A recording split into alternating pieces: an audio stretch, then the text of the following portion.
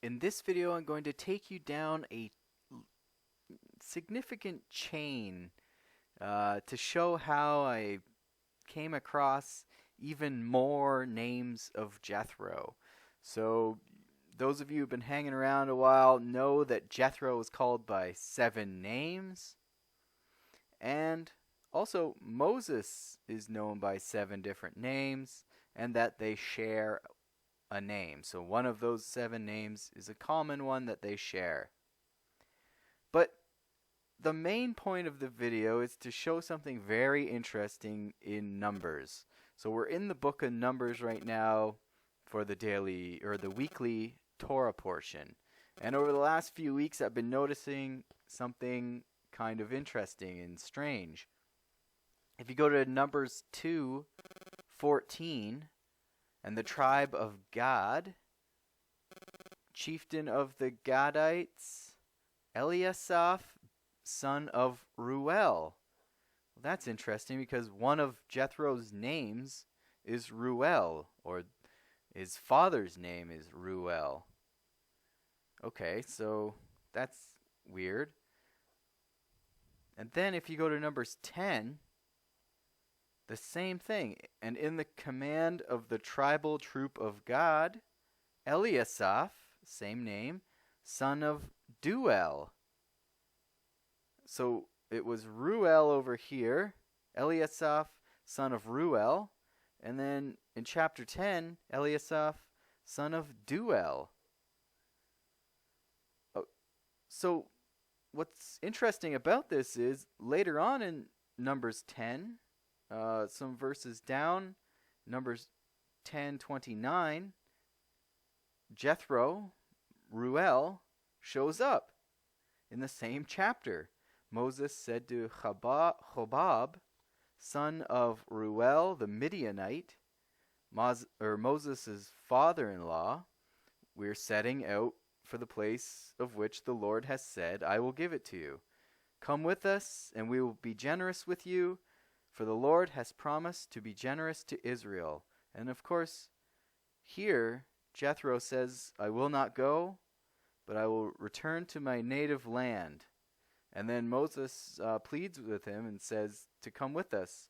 Do not leave us, inasmuch as you know where we should camp in the wilderness and can be our guide.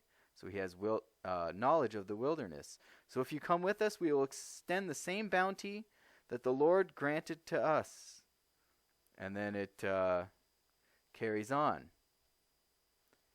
So that's very strange that we have Eliasaph ben Ruel, son of Ruel, then Eliasaph, son of Duel, and then in the same chapter we have Jethro, who is Ruel.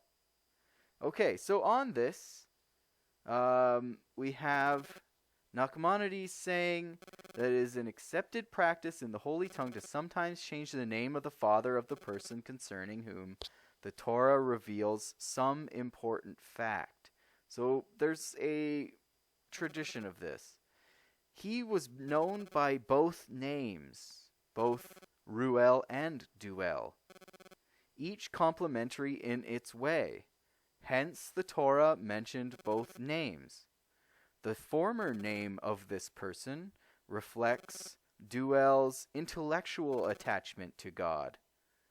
The latter, his emotional attachment to Hashem, whom he viewed as his shepherd, because Ruel is related to the word shepherd, and we know that Moses went and watched the flocks of Jethro, who was obviously some type of shepherd. And then here we have another source on this name, where it gets into the meanings of the name. So this Eliasaph ben Ruel or Duel.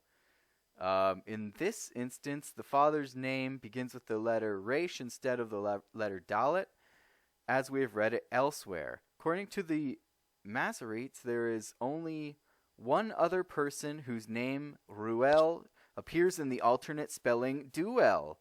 He is Moses' father-in-law's father, mentioned in Numbers 10:29. So Jethro's father, Ruel, from early on in Exodus. He's the one who extends the invitation to go get Moses and bring him back to the house.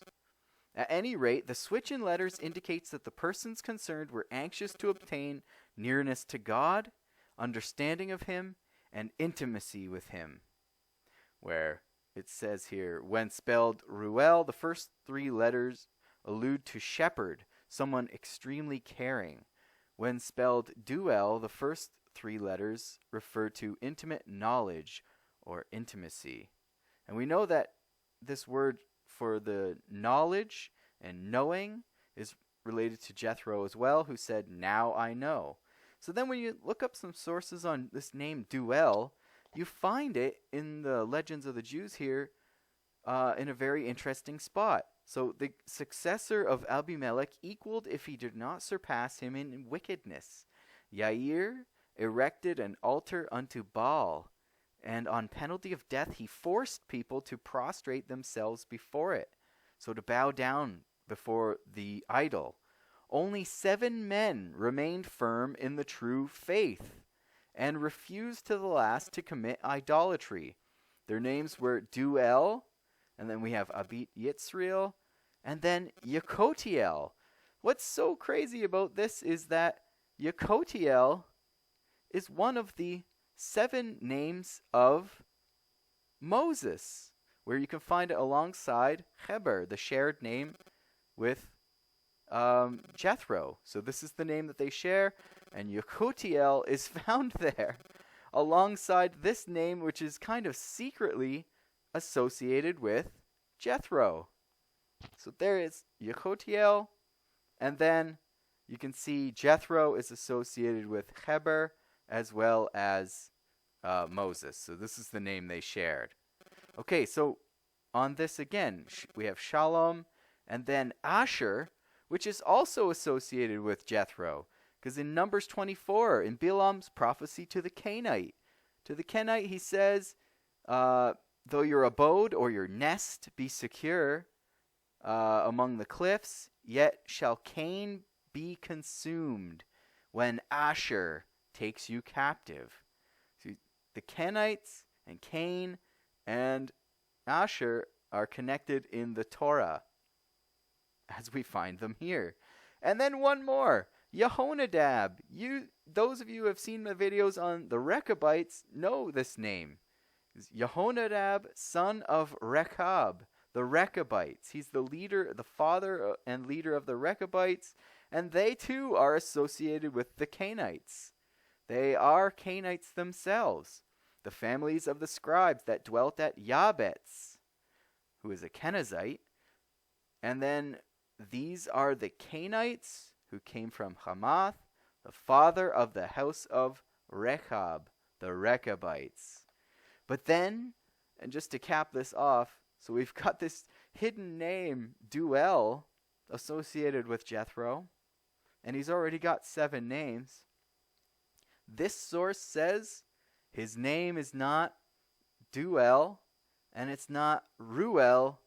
The name is, in fact, Druel.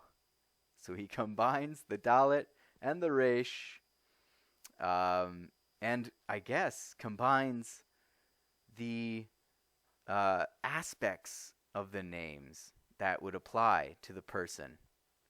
Very appropriate for Jethro, the God-fearer. So I guess this equals 9 names now associated with Jethro.